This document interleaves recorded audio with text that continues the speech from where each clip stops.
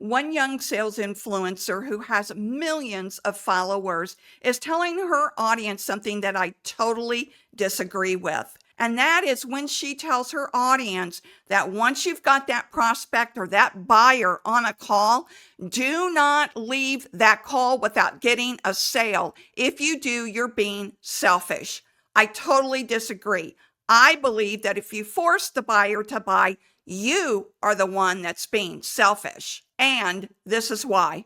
I'm sure she's had this happen and she's not telling you. But when you force the buyer into a buying situation, they have buyer's remorse later. It happens all the time. They regret the decision. They come back, cancel the transaction, or they cancel it on their credit card so it doesn't show up, or they come into the program or service resentful because they didn't want to do it in the first place. They feel manipulated. They feel like they wouldn't have made that purchase unless they were forced into it. That's why I totally disagree with this advice. In sales, you are always trying to discern whether that prospect or buyer is a good fit for your product or service. Not everyone is a good fit. And you don't want the people that aren't a good fit to buy because it's just a big headache later for them and for you. They'll complain, they'll nitpick, they'll elevate any small thing that goes wrong and call it out. Anyone who has done sales knows this is true. The selfish thing to do as a seller is to force the buyer to buy. I've walked away from more deals than I've actually closed. Here's why. When they book a call with me to discover whether this is a good fit for them, I'm also looking to see if they're a good fit for me. So I look for clues, such as behavior patterns. If I say to them and give them a piece of advice and they say, well, I've already tried that, that doesn't work, that is an indication I will not work with that person because they've already made up their minds before they fully understand everything that they can learn from me.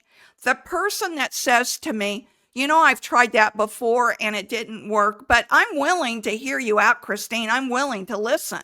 That person I want to work with because they're open to suggestions. They're open to trying again. Because here's what happens. Most salespeople will try something 2 or 3 times, decide it doesn't work, and move back to their old patterns of behavior. That's the last thing you want to do. Everything everybody teaches in sales doesn't work 100% of the time. You've got to know that. What you're looking for is those strategies and words that work most of the time. That's what you're looking for. So if you're thinking, I can't let this buyer go until they buy, you're only interested in the sale and not what's best for that person. That person may not be a good fit. And like I said, if you force the situation, it's a headache later. This young sales influencer says that if that person walks away, then you're doing them a disservice.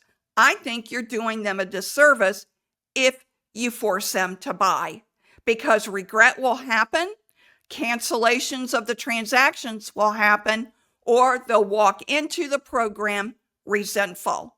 And that negative attitude will start to permeate through that group. So you should be the person that decides whether you work with that prospect or not. That's what the mature salesperson does. Not everybody is a fit for your product or service. Remember, skills are collected.